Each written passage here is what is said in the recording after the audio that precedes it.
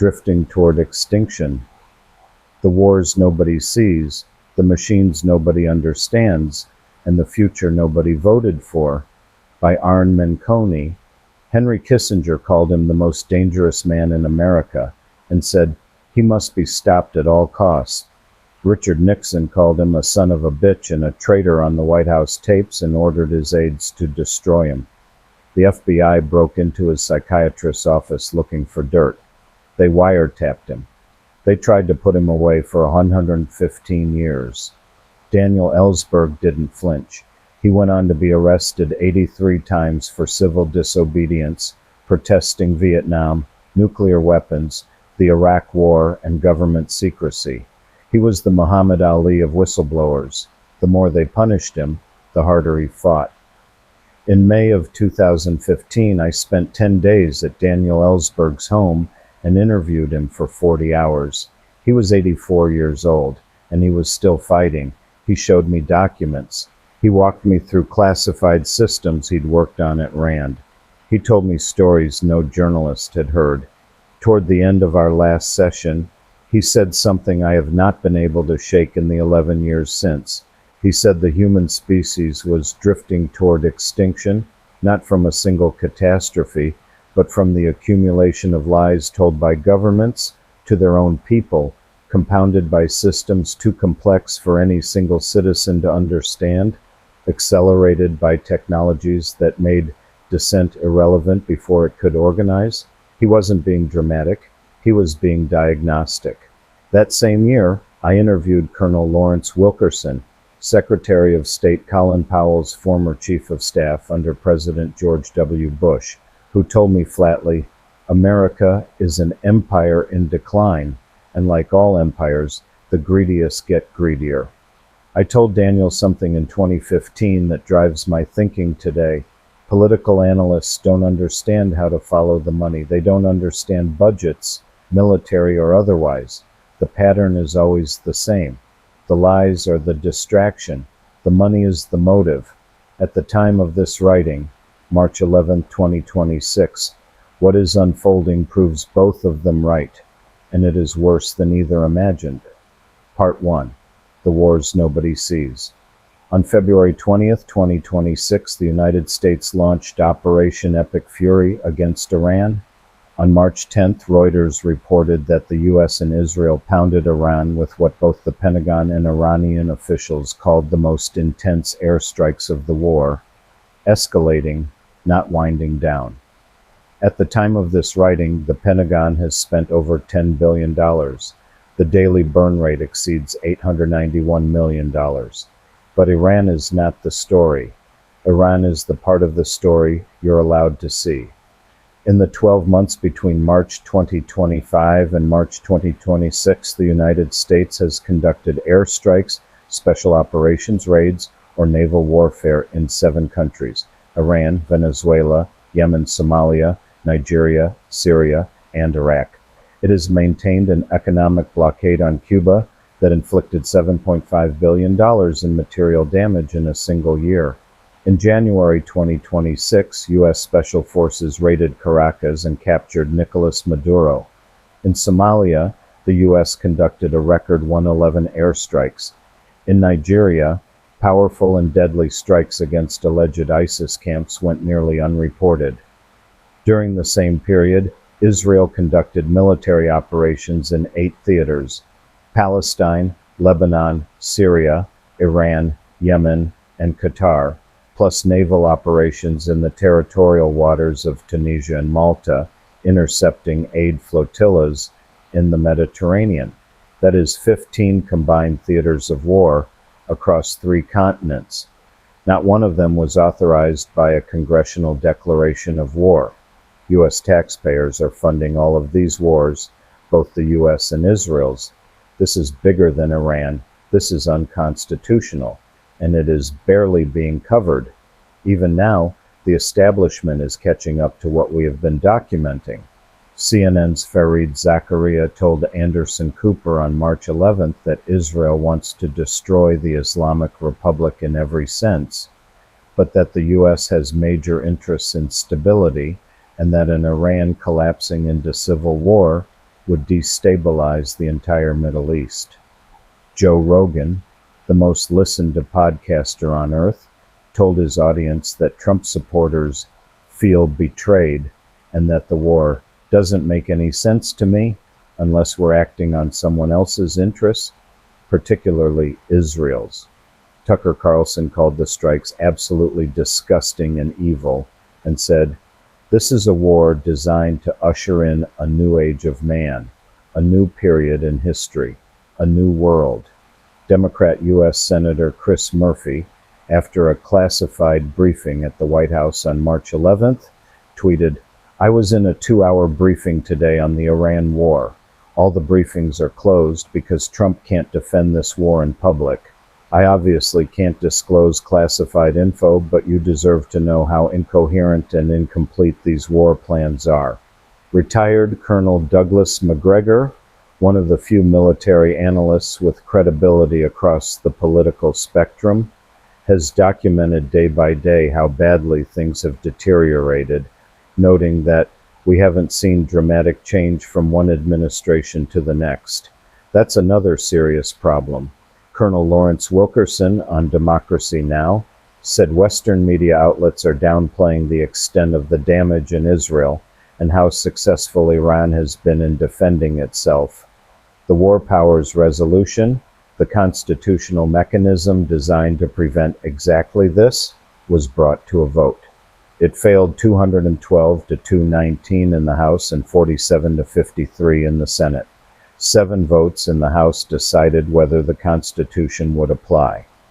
3 of the Democrats who crossed over to kill the resolution had received a combined $1.7 million from AIPAC-affiliated donors. AIPAC, the American Israel Public Affairs Committee, has $100 million allocated for 2026 congressional races. Israel and AIPAC's stranglehold on U.S. politics is the central mechanism of this war, the means by which a foreign government's military objectives become American foreign policy without a vote. Secretary of State Marco Rubio admitted on March 3rd that Israel was going to attack Iran regardless. President Trump told the Times of Israel the war would end mutually with Netanyahu. "We've worked together. We've destroyed a country that wanted to destroy Israel." Not America, Israel. Benjamin Netanyahu has been pushing for war with Iran for more than 33 years, since at least 1992. The UN watchdog has never confirmed evidence of an active Iranian nuclear weapons program, but the rhetoric served its purpose, the human cost. Before the fiscal math, before the geopolitics, the people. In Gaza, at the time of this writing, over 50,000 Palestinians have been killed since October 2023. Entire neighborhoods erased. The International Court of Justice has ruled that Israel's actions plausibly constitute genocide. Hospitals bombed, schools bombed, UN shelters bombed. In Iran, 168 schoolgirls were killed in Manab when U.S. Tomahawk cruise missiles, not Israeli munitions, struck their school. Bellingcat geolocated the footage. Over 1,000 Iranians have been killed. Just like Gaza, they are bombing schools, hospitals, and apartment buildings. 700,000 have been displaced in Lebanon, 200,000 of them children. And then there is the ecocide. Dropsite News reported that Israeli strikes on Iranian oil facilities have produced black rain falling on Tehran, toxic hydrocarbons saturating rainwater, causing skin burns and lung damage. Atmospheric scientists warn of a localized nuclear winter effect from the burning oil fields. Daniel Ellsberg wrote about this. His 2017 book, The Doomsday Machine, Confessions of a Nuclear War Planner, revealed that Pentagon planners in the 1960s knew that a nuclear exchange would block sunlight for 5 to 10 years, triggering nuclear winter, destroying global agriculture, and potentially killing billions through starvation. The Pentagon knew, and they built the weapons anyway. His posthumous book, Truth and Consequence, a compilation of unpublished writings spanning 1971 to 2021, was released in March 2026. Daniel is still speaking to us from the grave about exactly what is unfolding. The United States government can find $891 million a day for war. It pleads poverty when asked to build high-speed rails, fund Medicaid, universal health care, and free college education. Elon Musk, at the beginning of Trump's second term, created DOJ and cut pennies compared to what is being spent on what President Dwight D. Eisenhower called the military-industrial congressional complex. Part 2. The real motive nobody is talking about. Yes, Israel wants Iran destroyed. It's all over X. Yes, this is an existential war tangled in religious beliefs between Islam, Zionism, and the Christian right. Yes, it's about oil and trade routes. Yes, it's about the American empire in decline, as Wilkerson told me a decade ago. But none of those explanations are sufficient. The driver, the one thing that makes all the lies, all the distractions, all the escalation make sense, is the transition to the new global financial operating system, the tokenization ledger. We are witnessing the most significant enclosure of global wealth in human history. The transition from the petrodollar to the asset dollar, or tokenized ledger, is not a theoretical white paper. It is the active operational strategy of the institutions managing $40 trillion in global capital. In 2010, Michael Lewis published The Big Short, Inside the Doomsday Machine, a #1 New York Times bestseller that spent 28 weeks on the list, won the 2011 Robert F. Kennedy Book Award, and was adapted into an Academy Award-winning film. It made the incomprehensible machinery of the 2008 financial collapse legible to ordinary Americans. The core insight: Wall Street had built financial instruments so complex that the people selling them didn't understand them, the regulators couldn't evaluate them, and the rating agencies were paid by the banks that created them. The system wasn't broken. It was performing exactly as designed. I know this story personally. I have an MBA from the University of Denver. I worked for an S&L out of Chicago during the savings and loan crisis. I witnessed the fraud firsthand. I was deposed. After the S&L crisis, the Department of Justice secured more than 1,000 felony convictions. The big banks in America got what they wanted. No more savings and loans in America. No more competition from smaller banks. After the 2008 crash, which was orders of magnitude larger, zero Wall Street and bank executives were prosecuted. The lesson: the bigger the crime, the less the accountability. Now apply that lens to what is happening right now. The Regulated Settlement Network, a consortium of the largest U.S. asset management firms, is building a blockchain-based system for tokenizing sovereign assets, treasury bills, government bonds, real estate, and commodities. BlackRock has launched a tokenized treasury fund. Citibank projects $4 to $5 trillion in tokenized assets by 2030. The Bank for International Settlements calls its blueprint the Finternet. Here is what this means in plain language. A bet is being made that flirting with World War III will create enough chaos and disruption so that the elites who control the world can make trillions, not billions, trillions, and in the process privatize money, demonetize the dollar, work around existing regulations, and digitize the entire global financial system. The war is the cover story. The transition is the objective. The financial infrastructure being built to settle U.S. government debt is being merged with the same digital architecture that will process, track, and programmably control every transaction in the economy. The war is being financed on a credit card that is simultaneously being converted into a surveillance instrument. The asset managers driving this are not neutral parties. BlackRock, Vanguard, State Street, and Fidelity, the four largest asset managers on Earth, collectively manage over $30 trillion. They are the largest shareholders in virtually every major defense contractor: RTX, formerly Raytheon, Lockheed Martin, Northrop Grumman, General Dynamics. They are also the largest shareholders in the banks building the tokenization infrastructure, and they are lobbying for deregulation that would allow these tokenized assets to flow through systems they control. They don't just profit from war, they manage the financial architecture that makes war permanent. Tucker Carlson, of all people, seems to glimpse it. This is a war designed to usher in a new age of man, he said. A new period in history, a new world. He frames it religiously. I frame it financially. We're describing the same thing from different angles. The war is not the end. The war is the means. And the math of that war is already terminal.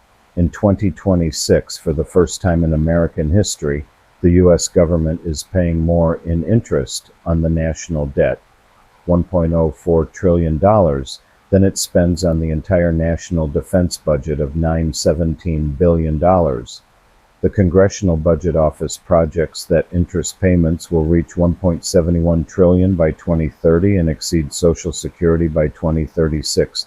U.S. debt is on track to surpass 106% of GDP by 2030, exceeding the record set after World War II. But in 1946, the war was over. In 2030, 15 fronts will still be burning. This is the death spiral: borrow to fund the war, increase the debt, drive up interest payments, consume the budget with debt service, borrow more to fund basic services, repeat. The financial instruments being built to manage that spiral, tokenized assets, programmable money, central bank digital currencies, are the tools that will also manage you. That's not a side effect. That's the plan. What Ray Dalio, an American billionaire investor and the founder of Bridgewater Associates, the world's largest hedge fund, and author of How Countries Go Broke, The Big Cycle, a New York Times bestseller that analyzes historical debt cycles and the risks facing modern fiat currencies, misses is technological exit velocity. The architects at BlackRock and State Street are not trying to save the US dollar in its current form, nor are they ceding ground to China. They are building a post-sovereign empire. They are replacing the concept of a reserve currency with a reserve ledger. It doesn't matter if the American empire declines in the traditional kinetic sense, so long as the unified ledger that replaces the global order is owned, operated, and custodied by Western asset managers. They have hedged against the collapse of the nation-state by privatizing the very concept of money. The cost asymmetry makes the spiral irreversible. A single SM-6 interceptor costs the U.S. $4 million. A single Iranian Shahed drone costs $20,000. That is a 200-to-1 cost ratio against the United States. For every dollar adversaries spend on offense, the U.S. and Israel spend $33 to $200 on defense. In a long war, this is not a strategy. It is a bankruptcy filing. What happens when the supply chains break? When oil prices spike because Iranian crude is off the market? When food prices surge because the Strait of Hormuz is contested? When China, which buys 90% of Iran's oil, retaliates economically? These are not hypotheticals. These are cascading consequences that every defense analyst in Washington understands, and nobody in Congress will say out loud. Israel's 8-front war has cost $67 billion in 12 months, 13.5% of its GDP. Moody's has downgraded Israel's credit rating to BA1, its lowest in history. Without the $26 billion supplemental aid package from the U.S. Congress, Israel's war economy would have collapsed by mid-2025. American taxpayers are subsidizing a conflict that has expanded to 8 nations, paying for the Arrow missiles that protect Tel Aviv, while their own roads, schools, and hospitals decay. Part 3. The future nobody voted for. In 2004, Steve Coll published Ghost Wars, winner of the 2005 Pulitzer Prize for General Nonfiction, the Arthur Ross Award, the Overseas Press Club Award, and the Lionel Gelber Prize. It documented how the CIA's funding of the Afghan Mujahideen created the Taliban, which harbored al-Qaeda, which attacked the United States on September 11, 2001. Blowback was always the feature, not the bug, because blowback creates the next war, which creates the next budget, which creates the next contract. In 2014, James Risen published Pay Any Price, a New York Times bestseller, from a journalist who won the 2006 Pulitzer Prize for exposing the NSA's warrantless wiretapping. It documented how the war on terror became a profit engine. $20 billion in cash flown to Baghdad on C-130s, with $11.7 billion unaccounted for. I worked with CIA whistleblower John Kiriakou, the first U.S. government official to confirm the CIA used waterboarding, torture, on prisoners. In 2025, I helped develop the curriculum for Kiriakou's International Affairs course, The History of Terrorism for Master's Students, at the University of Salamanca in Spain, the oldest university in Europe. For telling the truth, Kiriakou got 30 months in federal prison. The torturers got nothing. The 2026 war is all of these stories at once, operating at a scale and speed that Lewis, Risen, and Call could not have anticipated. Because this time, the machine has an accelerant, artificial intelligence. Palantir's Maven Smart system, built on Anthropic's Claude AI, selected 1,000 targets in the first 24 hours of Operation Epic Fury. Palantir's stock hit a $300 billion valuation. Larry Ellison controls CBS, Paramount, HBO, CNN, approximately 15% of TikTok, and Oracle's classified AI infrastructure, which received top-secret authorization the same day the first bombs fell on Iran. The man profiting from the war machine also controls the media apparatus that covers it. And then there are the Epstein Files. In the first week of March 2026, days into the Iran war, the Department of Justice released a previously withheld batch of Epstein documents, including FBI interview notes with sexual assault allegations against powerful men like Bill Gates, former President Bill Clinton, and most of all, President Donald Trump. As Al Jazeera reported, public interest in the Epstein files plummeted the moment the bombs started falling. People forget that Ghislaine Maxwell's father, Robert Maxwell, had documented connections to Israeli intelligence, Mossad, before he fell off his yacht in the Canary Islands and died. He was given a high-profile funeral and buried in Jerusalem. At the time of his death, Maxwell's publishing empire was on the verge of collapse due to massive debts. It was soon discovered he had embezzled hundreds of millions of pounds from his company's pension funds. The pattern is always the same. Manufacture a crisis, bury the accountability. Powerful men, whether they're waging illegal wars or operating through intelligence-linked networks, exist in a system designed to ensure they never face consequences. Israeli Prime Minister Benjamin Netanyahu was officially indicted in November 2019. His trial began in May 2020 and is currently ongoing as of March 2026. He is charged with bribery, fraud, and breach of trust across 3 separate cases. The editorial board and other columnists at Haaretz, a leading Israeli newspaper like Yagil Levy, wrote in June 2024 that Netanyahu plotted a prolonged war in order to delay an investigation into his role in the military disaster in Gaza and ensure the survival of his government.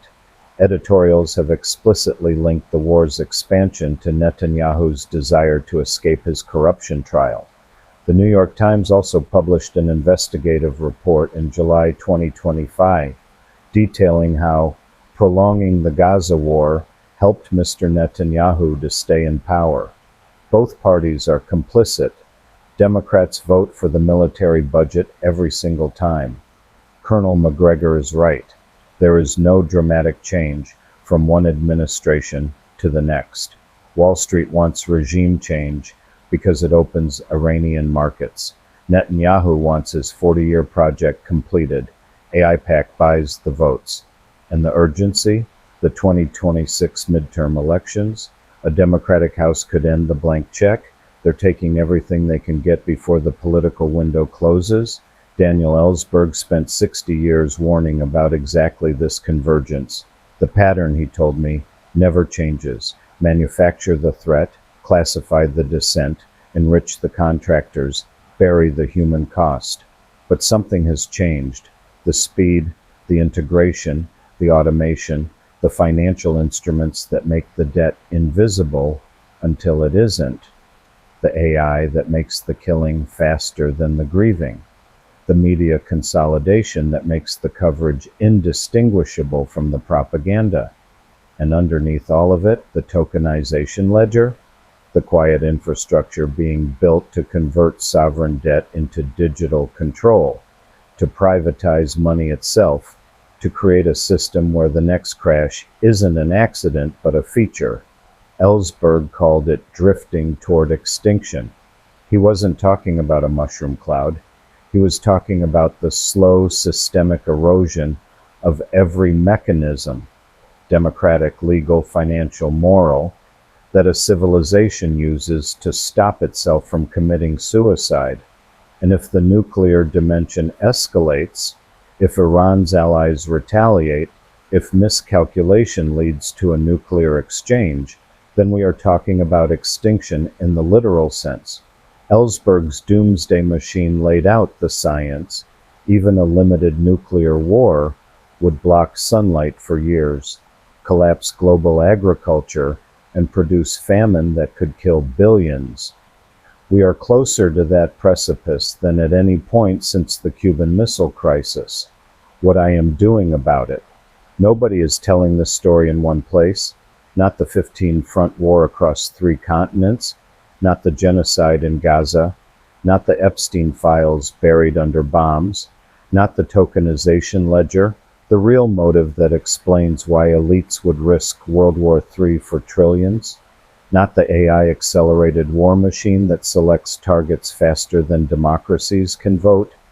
Not the ecocide of black rain falling on Tehran. Not the constitutional crisis that sold war powers. Not the nuclear dimension. I am trying to tell it, all of it, now, while it still matters. I have written an 84-page primer on this war, sourced with 290-plus citations, available free at arnmenconi.net.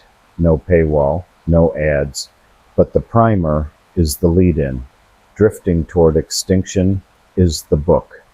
I am not a bystander to this story. I have an MBA from the University of Denver. I worked through the S&L crisis and was deposed as a witness in a banking fraud case.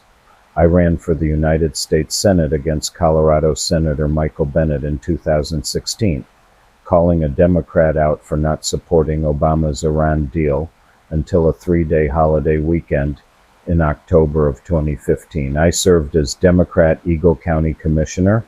In 2015, I lobbied with Code Pink and FCNL, the Friends Committee on National Legislation, the Quaker organization that lobbies for peace, to pressure holdout Democrat senators like the former U.S. New Jersey Senator Bob Menendez, who was recently sentenced to 11 years in prison in January 2025 following a high-profile bribery and corruption conviction, and Senator Bennet to support the Iran nuclear deal. The Iran deal passed in 2015, but President Trump, in his first term, tore it up, and had it survived, it could have prevented this entire war. I worked with CIA whistleblower John Kiriakou and helped develop the curriculum for his international affairs course at the University of Salamanca in Spain, The History of Terrorism. I reported on the Aspen Institute's summer forums for the Aspen Times, covering AI with Walter Isaacson and Eric Schmidt, the Aspen Security Forum on Ukraine and U.S.-China relations, and the Climate Solutions Summit. I have been arrested 7 times for civil disobedience in the U.S. Capitol in New York City. The morning after January 6, 2021, the raid on the U.S. Capitol, a reporter for the Washington Post called me and asked, "You've been arrested a lot in the U.S. Capitol. What did you think while it was being raided? I spent 40 hours with Daniel Ellsberg. He gave me the framework. He gave me the title. During the savings and loan crisis, over 1,000 bankers were convicted. After the 2008 crash, which destroyed 8.8 million jobs and required a $700 billion bailout, 0 executives went to prison. The lesson is clear. The bigger the crime, the less accountability there is. That is the world Ellsberg warned me about. That is the world we are living in. The primer is free. ArnMenconi.net. The book is coming.